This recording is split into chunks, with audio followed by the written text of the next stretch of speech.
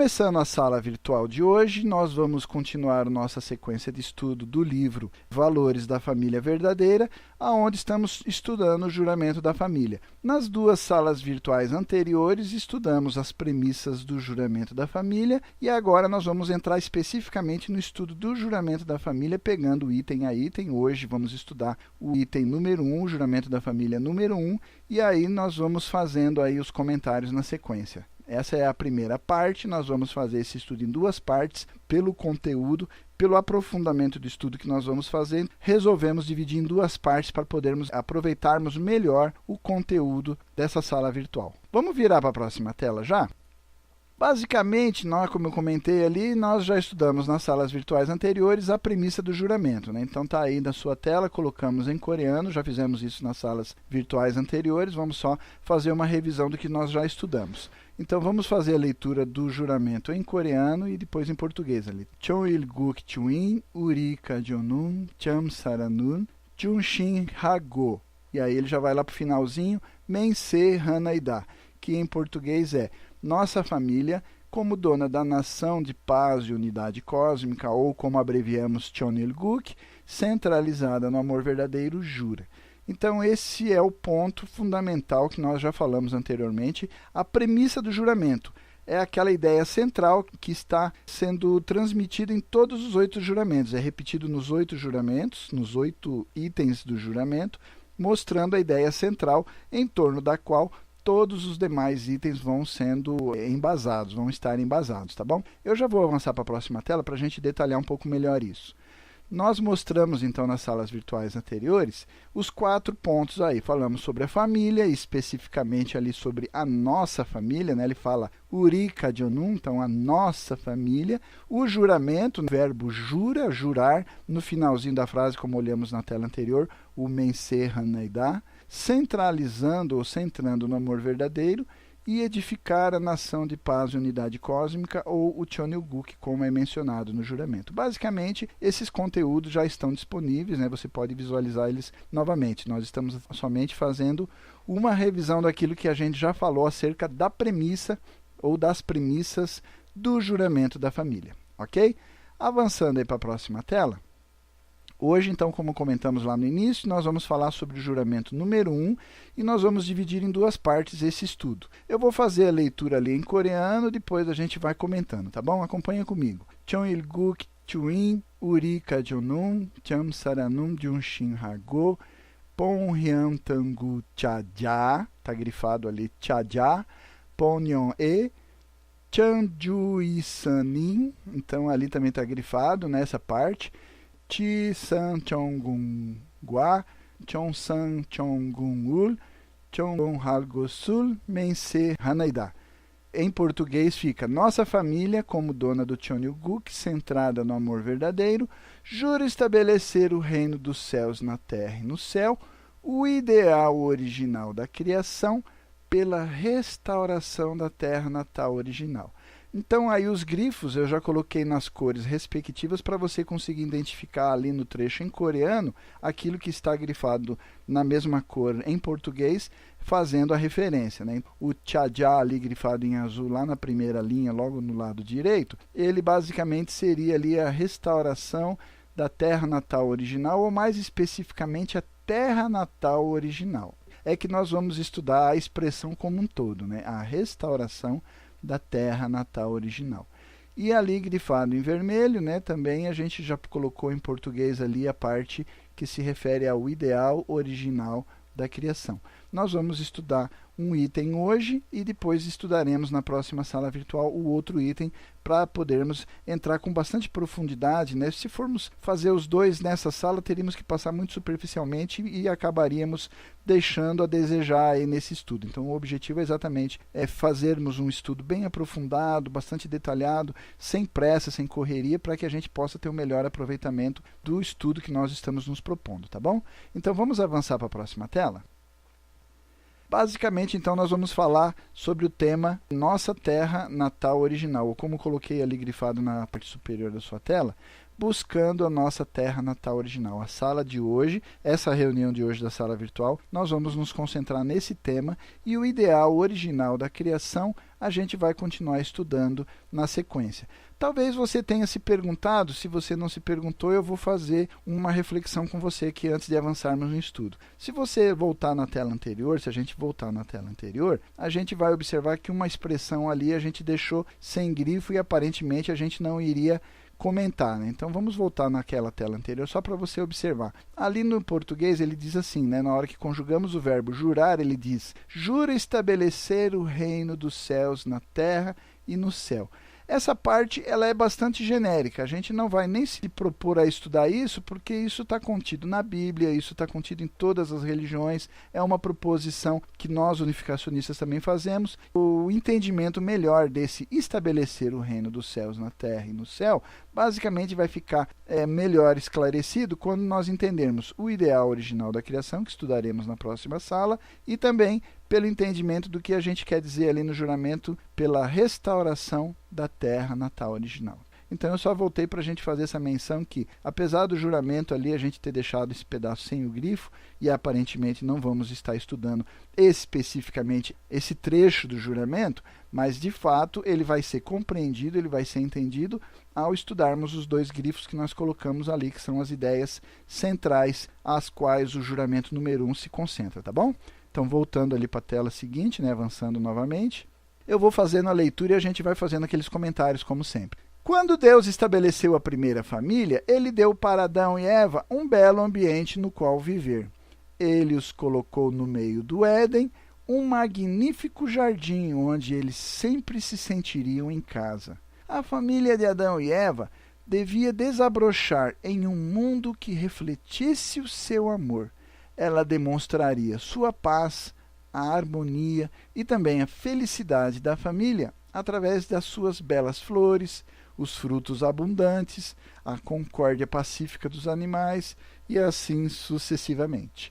O Jardim do Éden devia ser nossa terra natal original, manifestando em sua beleza o amor em nossos corações. Então aqui já é importante fazermos um parênteses aí para a gente refletir. Olha só, eu grifei até exatamente com esse objetivo, enfatizando a mensagem ali contida nessa linha. Vamos à leitura novamente? O Jardim do Éden, aquela menção lá do Gênesis, quando Deus criou o mundo e colocou os primeiros antepassados para habitar essa terra, ele denominou, a Bíblia denomina esse local, esse lugar aprazível ali de belas flores, frutos abundantes, concórdia pacífica com os animais. A Bíblia se refere a esse espaço como Jardim do Éden, que basicamente quer dizer o quê? Aquilo que o juramento número 1 faz uma menção ali na sua citação, a nossa terra natal original, manifestando na sua beleza, como descrito ali em Isaías 11:6-9, que a gente mencionou acima, o amor em nossos corações.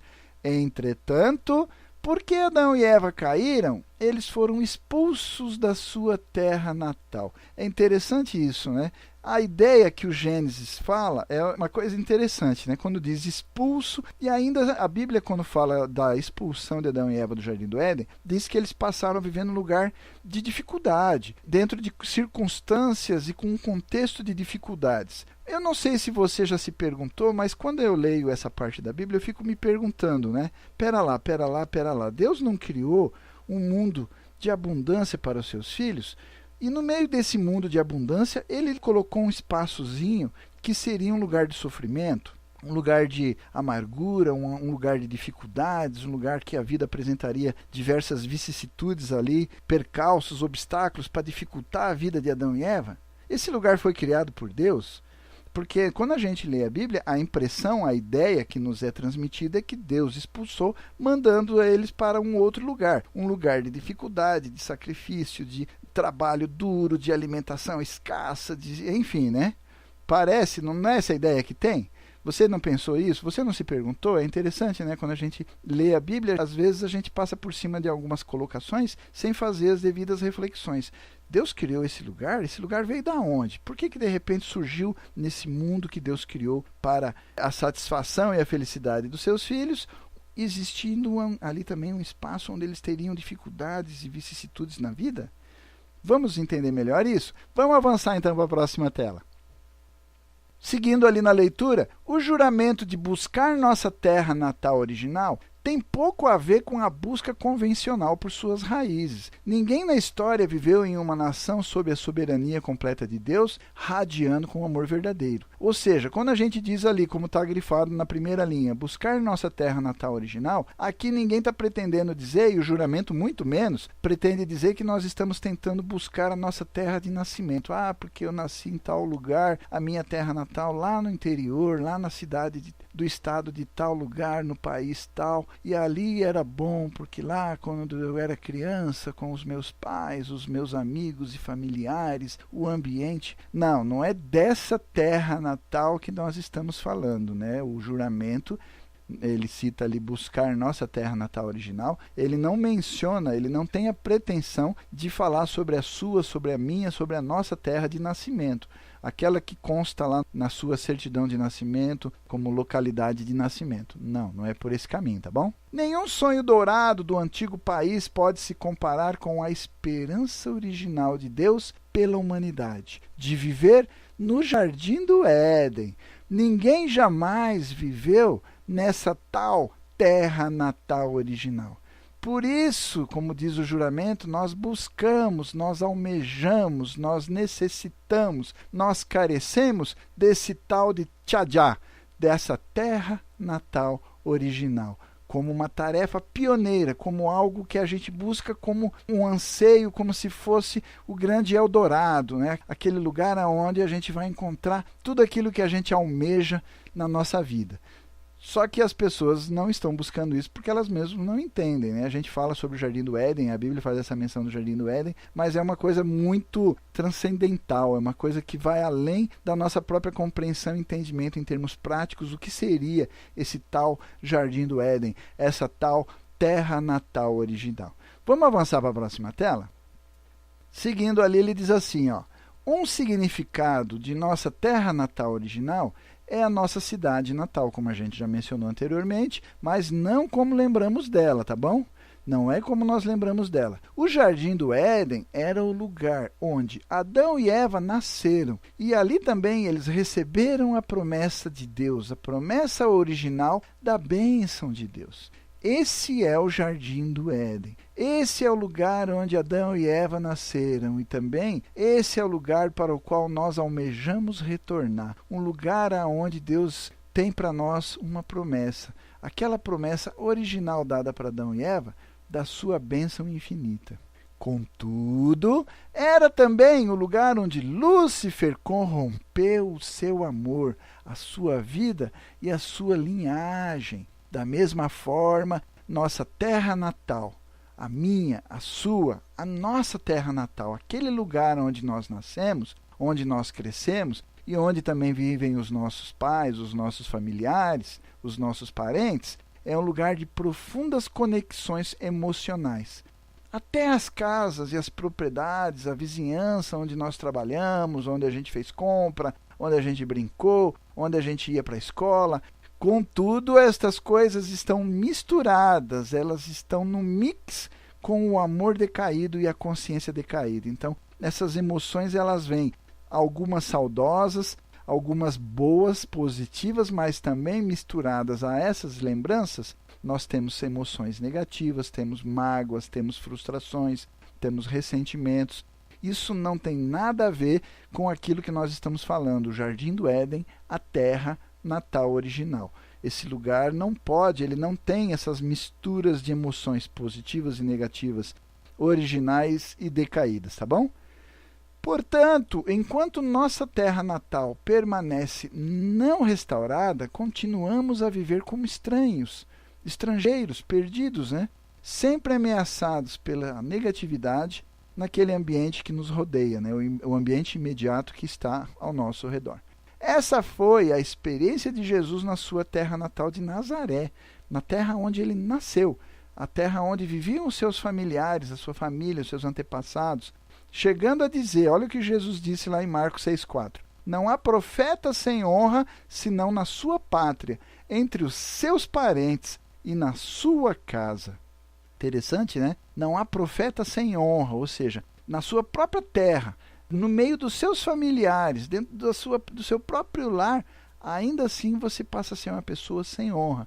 Exatamente porque não é a terra natal original. Não é aquele modelo, aquele arquétipo que Deus havia elaborado, planejado lá na criação para os primeiros antepassados. Tá bom? Vamos avançar aí para a próxima tela? Então, basicamente, a gente precisa detalhar alguns pontos aí que a gente vai explorar um pouco mais na sequência. Então, esse esquema ali de buscar a nossa terra natal original, nós vamos definir como tendo 3 aspectos. O primeiro aspecto dessa busca da nossa terra natal original é sobre restaurar o ambiente da nossa terra natal. Ok? O ambiente, mas a gente vai falar mais detalhadamente na sequência. Vamos seguindo. Segundo aspecto aí dessa busca é sobre restaurar os nossos antepassados. E o terceiro aspecto dessa busca significa basicamente transformar a comunidade no lugar onde Deus pode habitar com os seres humanos no mais pleno sentido. Então veja bem, na tela anterior a gente falou aí, a nossa terra natal é aquele lugar onde nós ainda temos emoções que se misturam, coisas originais mescladas e misturadas, confusas com coisas decaídas. Para que essa nossa terra natal se torne a terra natal original, para que ela se torne aquele modelo do Jardim do Éden planejado por Deus, nós precisamos então mexer com esses 3 aspectos. Primeiro, nós precisamos restaurar o ambiente, depois restaurar os nossos antepassados e depois transformar aquela comunidade num lugar onde Deus possa habitar com todos naquele lugar, com todos naquela terra. São os aspectos originais do Jardim do Éden que infelizmente foram perdidos e exemplificados ali, entre aspas, como a gente comentou anteriormente, pela expulsão de Adão e Eva do Jardim do Éden, tá bom? Ficou claro? Então vamos avançar aí para a próxima tela. Ele vai começar a detalhar, então nós vamos falar sobre o primeiro aspecto ali da busca da terra natal original, restaurar o ambiente. Antes que Deus criou os seres humanos, ele criou um ambiente belo e apoiador, onde eles poderiam habitar e desfrutar o amor verdadeiro. Sua beleza é simbolizada, como a gente já mencionou anteriormente, pelo nome lá no livro do Gênesis de Jardim do Éden. Da mesma forma, antes que nossa família possa habitar no amor verdadeiro, devemos atender ao ambiente que nos cerca. Restaurar o ambiente começa no lar, com nossas próprias propriedades. Entretanto, desde que Satanás usurpou a posição do regente deste mundo, ou o príncipe desse mundo, como está lá no livro de João, capítulo 12, nada no mundo decaído pertence a Deus. Assim, Jesus não tinha nada, nenhum lugar para repousar a sua cabeça. Ele menciona lá no capítulo 8 do livro de Mateus. Nada no mundo está livre de mácula e, portanto, é digna dele. Então, essa questão de restaurar o ambiente, hoje nós temos ferramentas, né? A nossa tradição unificacionista, legada pelos verdadeiros pais, ela nos permite, através, por exemplo, do Sal Bento, santificar e restaurar não apenas coisas, mas também ambientes, para que ele possa ser um espaço aonde nós e também Deus possa habitar e usar na realidade divina, na realidade celeste, na realidade original. Mas vamos à frente aí que temos mais uns pontos para comentar. Na próxima tela, ele diz assim: portanto, Deus estabeleceu a forma para reivindicar as coisas de Satanás através de fazer ofertas. É outro ponto. Eu comentei anteriormente ali uma exemplificação utilizando o Sal Bento como uma ferramenta para a santificação do ambiente, mas a própria execução de ofertas também nos permite fazer essa restauração do ambiente. Antes que possamos exercer a posse divina sobre nossas próprias propriedades, precisamos oferecê-las inteiramente a Deus. Então, uma das formas que a nossa tradição, e a Bíblia já fazia isso no passado, mas a nossa tradição unificacionista continua praticando essa mesma metodologia, é o dízimo. Os dízimos devem ser oferecidos com isso em mente. Do contrário, Satanás ainda pode ter uma reivindicação. Nosso objetivo é purificar nossas posses de qualquer apego ao pecado. Portanto, é melhor oferecer a coisa mais preciosa que possuímos, assim como Abraão ofereceu o seu filho Isaque lá na oferta do holocausto. Desta forma, podemos separar completamente afastar completamente da velha realidade decaída que esteve conectada com tudo aquilo que nós possuímos, com todas as nossas posses e propriedades. Então podemos ter o direito de possuí-las na terra natal original. Interessante, né? Essa colocação aí vem de encontro e a gente vê que essa citação está contida também dentro do juramento. A gente está fazendo a recitação do juramento e é importante entendermos que, de uma forma sucinta, nós carregamos naquelas palavras um conteúdo muito abrangente. Essas palavras e essas frases, essas expressões contidas ali dentro de cada item, de cada tópico do juramento da família, na verdade ela vem carregando todos esses significados ali. Vamos avançar para a próxima tela?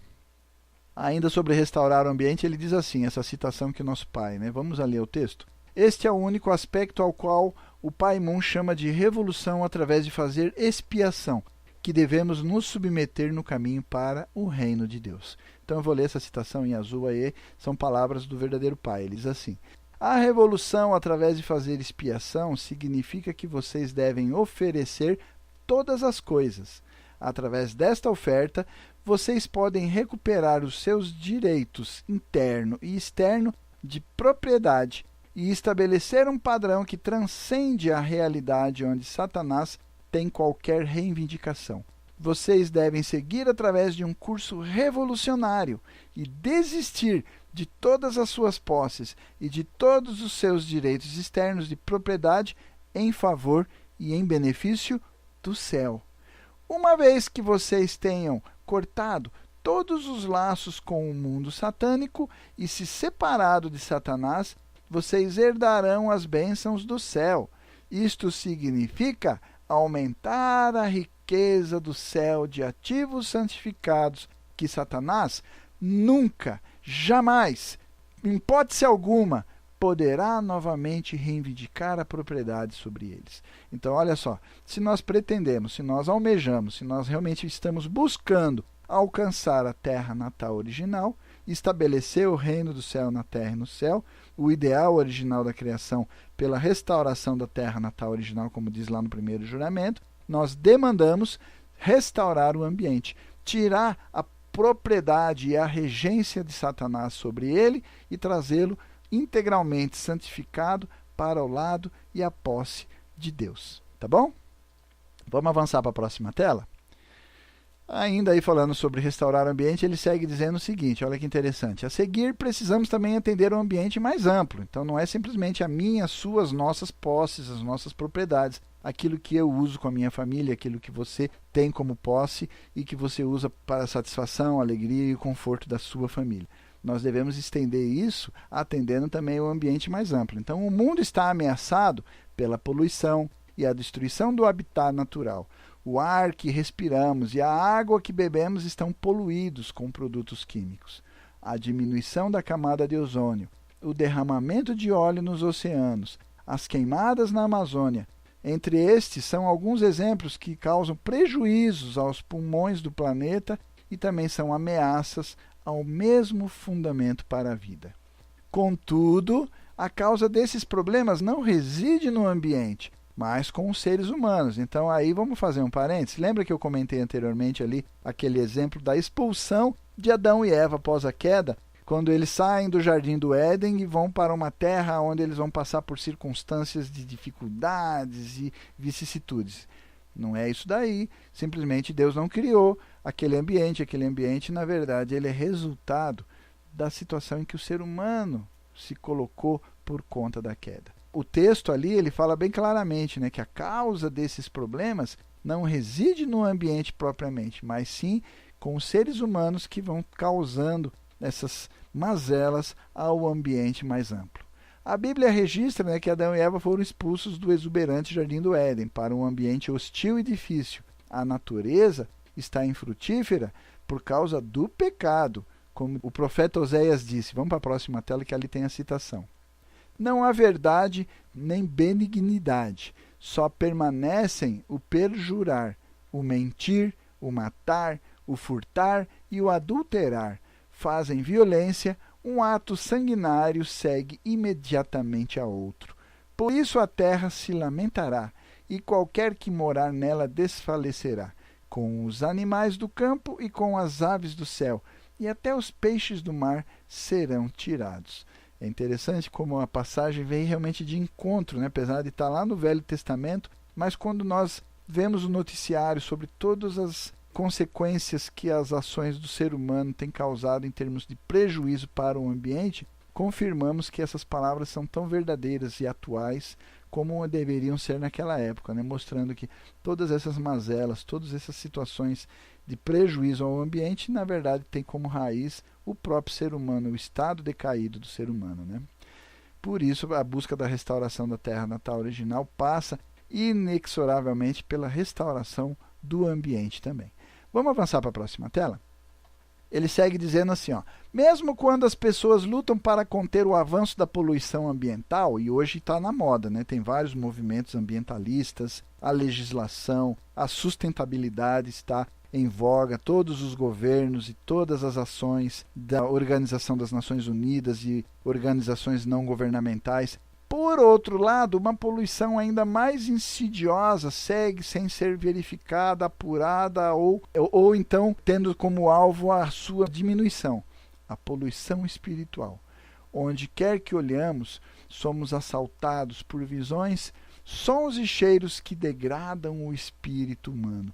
Televisão, rádio, cinema, internet, WhatsApp estão constantemente nos bombardeando com imagens de sexo livre, violência aleatória, exploração de mulheres e o estilo de vida narcisista de consumo desenfreado. Anúncios incessantemente nos chamam para comprar e comprar, ensinando de forma subliminar que a felicidade reside apenas em possuir coisas e que o dinheiro pode comprar tudo, inclusive comprar o amor. Sua mensagem ensina os filhos, ensina os jovens e também ensinou os pais em gerações anteriores a desconsiderarem os seus pais, as suas esposas, a pensarem sobre seus esposos como tolos e os adolescentes a verem o sexo casual como um direito natural da natureza humana. O livro do Apocalipse basicamente descreve essa cena na imagem da prostituta da Babilônia, de quem se diz: os mercadores da terra se enriqueceram com a abundância de suas delícias. Então você vê, e é bem real, a gente vê como a mídia, como o marketing, como as ferramentas de comunicação, né, tantas outras que surgiram, né, apesar do texto só se referir ali a televisão, rádio e cinema, mas hoje nós temos a internet, temos todas as outras ferramentas que também os celulares, toda essa tecnologia tem realmente lançado essa visão consumista do apego ao comprar, porque isso representa status, né? Que você passa a ser aquilo que você tem e não aquilo que você de fato deveria ser como ser humano, mas as suas propriedades, as suas posses, aquilo que você pode ostentar naquilo que diz respeito a possuir coisas e se colocar numa posição melhor e mais vantajosa em relação aos outros. Enfim, essa é uma realidade que tem manchado, poluído o espírito humano e que também precisa ser observado. E eu faço aqui um parênteses, se você me permite, eu faço um parênteses. A gente tem que tomar um cuidado muito grande, né, dentro da nossa própria comunidade, porque quer queira, quer não, nós também temos a nossa vida dentro dessa situação onde temos meios de comunicação, onde temos necessidade de trabalhar, temos necessidade de receber e pagar e custear todas as demandas que a vida nos impõe.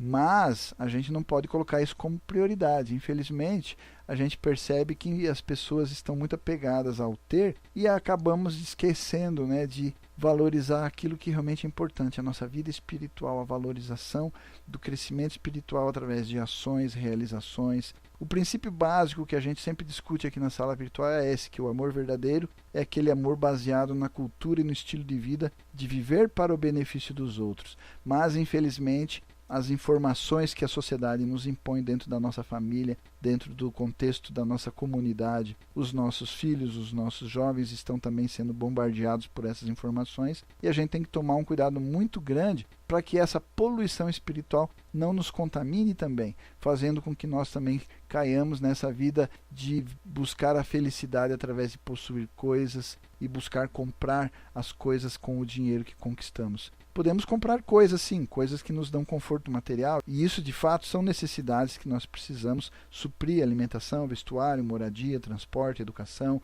mas isso não é a prioridade. Nós temos outros aspectos que são duradouros e que também devem ser mantidos, enfatizados e também priorizados, tá bom? Mas eu não vou me estender nessa discussão, vamos avançar para a próxima tela?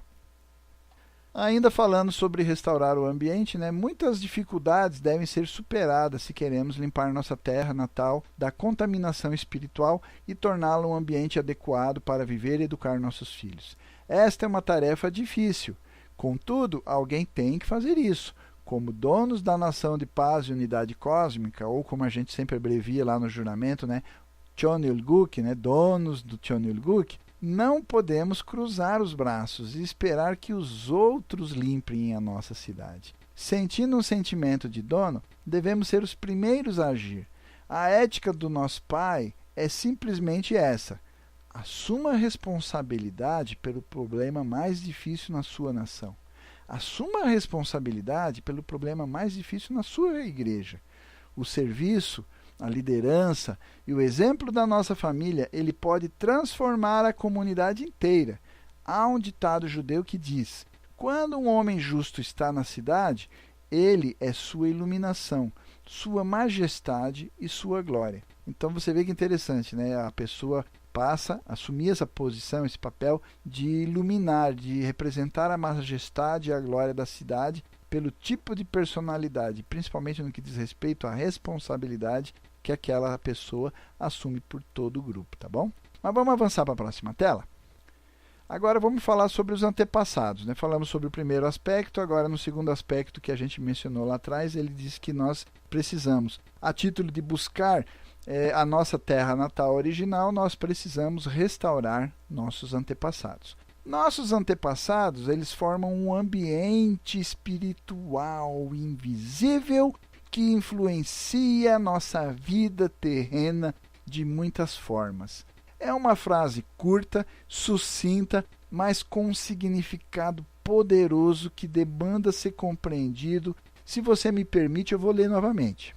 Os nossos antepassados, eles formam o ambiente espiritual invisível que constantemente, diuturnamente, influencia a nossa vida cotidiana, dia a dia, minuto a minuto, segundo a segundo aqui na Terra. E isso ocorre de muitas formas.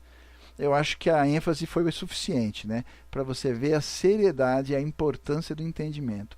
Esse parágrafo, por si só, já diz muito, e acho que a gente até poderia, se quiséssemos, encerrar essa discussão aqui. É lógico que a gente vai continuar, mas é só para você perceber o poder do que está contido nessa sentença. Bons antepassados agem como anjos guardiões, nos protegendo do mal e nos orientando para a boa fortuna. Antepassados maus e atormentados também lançam uma mortalha espiritual sobre nossa família através de influências emanando a partir de suas almas não regeneradas. E isso vai se manifestar causando doenças, acidentes, má sorte.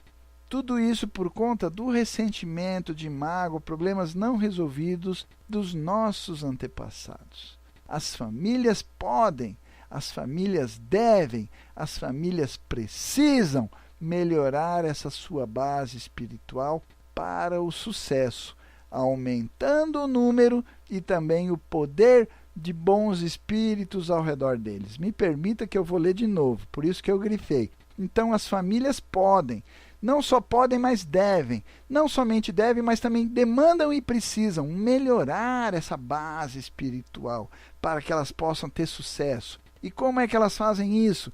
Elas precisam aumentar o número de bons espíritos e também dar a eles poder, dar a eles força, através da oração, através das condições espirituais, para que esses bons homens espirituais, sejam eles nossos antepassados ou outras pessoas que queiram nos ajudar, eles possam realmente fazer isso, essas pessoas que estão ao nosso redor. Tá certo? Tá claro aí? Eu acho que valeu as ênfases, né? Porque a frase é curta, mas a mensagem é poderosa. Vamos para a próxima tela? Não adoramos os antepassados. Nós não somos meros confucionistas que prestam culto e veneramos os nossos antepassados simplesmente como uma forma de cultuar a nossa história, a nossa tradição. Não. Ao invés de apenas adorarmos os antepassados, nós esperamos também salvá-los e trazê-los para a realidade celeste do amor de Deus.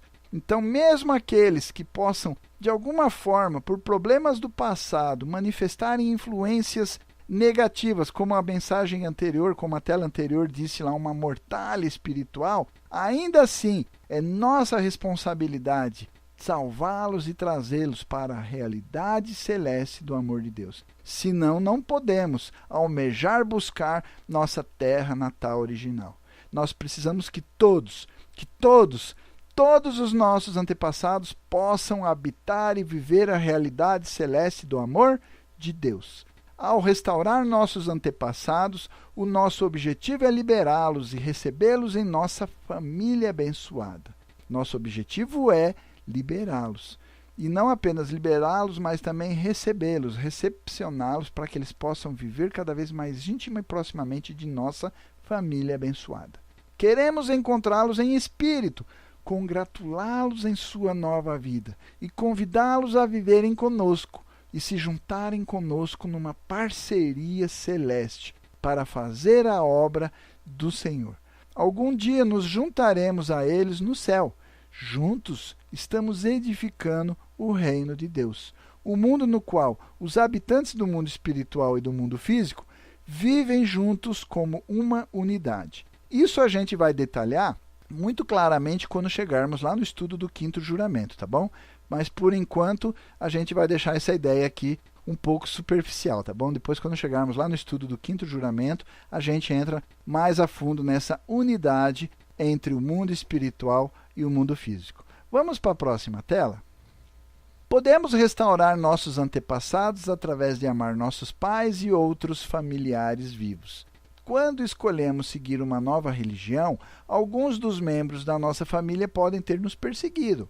Os discípulos de Jesus seguiram através de algo semelhante, levando Jesus a observar: quem ama o pai ou a mãe mais do que a mim, não é digno de mim. E quem ama o filho ou a filha mais do que a mim, não é digno de mim. Exemplificando, mostrando as situações e os contextos que até mesmo os discípulos de Jesus, na época de Jesus, também vivenciavam, né? Como ele fala ali em cima, né? Às vezes, alguns de nós certamente sofremos alguma perseguição, alguma rejeição em algum momento da nossa própria família, né? Quando adotamos o unificacionismo, quando adotamos a nova fé nos verdadeiros pais. Vamos seguindo ali? Contudo, seus sentimentos negativos podem ser agravados por gerações de antepassados colocados atrás deles, muitos dos quais estão obstinadamente presos aos velhos costumes. Através de amar nossos pais e familiares na terra e amenizar suas apreensões, também abrimos um caminho para beneficiar aqueles antepassados no mundo espiritual, como será explicado adiante em conexão com o quinto juramento. Parênteses aqui, porque eu acabei de comentar isso agora há pouco, né, que nós falamos na tela anterior. Voltando ali, eles são restaurados em espírito quando seus parceiros objetos na terra são restaurados. E a gente vai detalhar isso lá no quinto juramento, então não se preocupe, tá bom? Vamos para a próxima tela? Chegando ali no próximo item, o terceiro aspecto era criar uma comunidade amorosa na qual o próprio Deus poderia habitar com o ser humano. Então, uma família amorosa é uma influência positiva sobre a comunidade na qual ela vive. Se nós queremos fazer com que Deus possa vir habitar não somente na minha família, mas se eu ampliar a minha família para a minha tribo, como a minha família ampliada, esse é o ambiente também no qual nós queremos trazer Deus para viver e transformar essa comunidade numa comunidade amorosa. Fazer uma influência positiva através da minha, da sua, da nossa família, uma família abençoada, uma família amorosa, fazer essa influência positiva sobre essa comunidade, para que ela também possa se tornar o ambiente no qual o próprio Deus, os pais celestiais, possa vir e habitar com todos.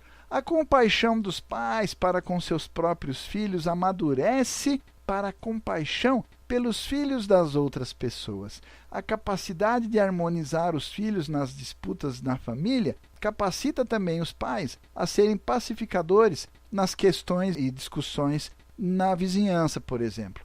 Então é interessante nessa posição positiva, essa influência positiva que a família precisa. É óbvio que a demanda inicial é a família bem estruturada, abençoada, praticando as 4 realidades que a gente vai estudar mais adiante, num próximo item aí do juramento, falando sobre as 4 grandes realidades do coração, os 4 grandes reinos do coração, coração paternal, conjugal, fraternal e filial. Pratiquei, exercitei, aperfeiçoei no escopo da minha família e depois no exercício dos relacionamentos na minha tribo, na minha comunidade, no bairro onde eu moro, na cidade, no meu trabalho, na escola, na faculdade, etc, etc, a gente vai conseguir fazer essa influência positiva, transformando aquele ambiente num ambiente santificado também. Tá ok? Vamos para a próxima tela? As pessoas às vezes pensam sobre valores da família como colocar a sua própria família acima de todas as outras coisas. Então vamos fazer um parênteses aqui. Quando nós falamos aqui na sala virtual sobre o ministério da família verdadeira, nós não estamos simplesmente falando, vamos criar um ministério para fazer com que a minha, a sua, cada uma das nossas famílias seja uma família melhor, ponto e acabou. Não. O propósito do ministério da família verdadeira é exatamente fazer com que a família seja fortalecida, certo, mas que depois a integração, o interrelacionamento, a ampliação do escopo dos relacionamentos de cada uma dessas famílias, a minha, a sua, a nossa, possa permitir criarmos uma comunidade amorosa. Mas amor verdadeiro, por natureza, não tem esses limites, como a gente acabou de dizer. Eu não posso limitar apenas o amor aos relacionamentos da família. E, inevitavelmente, a nossa vida é de infinitos relacionamentos. Quando vamos ao trabalho, quando vamos à escola, quando vamos ao mercado, quando saímos de carro no trânsito, ou mesmo quando pegamos um ônibus, um trem, um metrô.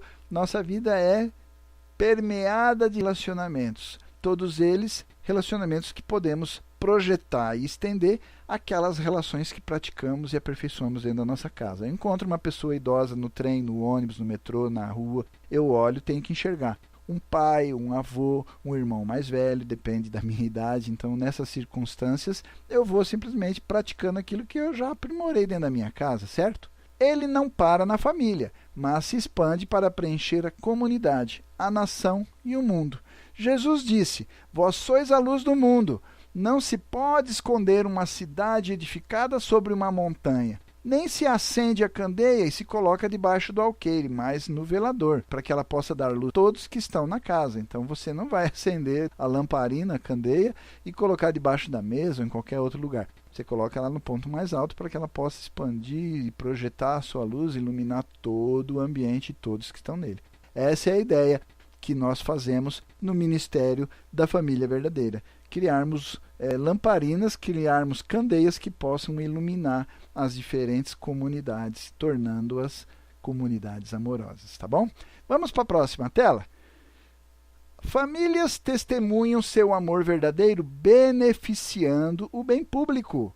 Olha que interessante. Através do amor altruísta, do serviço e do ensinamento, elas se tornam líderes espirituais internos da sua comunidade. Parênteses aqui, é interessante isso na prática, né? Quer queira, quer não, a sua luz vai irradiar. Aquilo que você praticou na sua família, vivenciou, a qualidade do amor verdadeiro que você lapidou na sua família, vai inevitavelmente irradiar luz sobre a comunidade, ao ponto de que as outras pessoas vão naturalmente buscar essa luz, vão buscar a orientação, a inspiração, a motivação, passa a ser um referencial. Isso é uma coisa natural que você vai fazer, ainda assim, praticando o amor verdadeiro, ou seja, o viver para o benefício dos outros. Essa luz vai irradiar com muita naturalidade. Você vai exercer essa liderança natural, essa liderança espiritual natural, orientando, motivando, esclarecendo, enfim, assumindo essa posição de liderança espiritual na sua comunidade. Beleza? Então ele segue dizendo assim, uma família vivendo para o benefício dos outros estabelece um exemplo para muitas famílias viverem também para o benefício dos outros. essas famílias se tornam, então, o fermento, transformando a sociedade por seu exemplo pacífico. É o que nós acabamos de dizer. O texto simplesmente colocou conceitualmente aquilo que a gente já exemplificou aí, tá bom? Basicamente é isso, gente. Ó, e virando para a próxima tela, a gente vai pontuar aí o tema que nós estudamos hoje. Então, no estudo do juramento da família número 1, nessa primeira parte, nós estudamos o tema buscando nossa terra natal original. Na próxima sala, feito o nosso compromisso, nós vamos estudar o outro item que está grifado lá no início, que a gente vai rever novamente, o ideal original da criação. E aí sim nós vamos poder entender como nossa família pode, de fato, jurar estabelecer o reino dos céus na terra e no céu.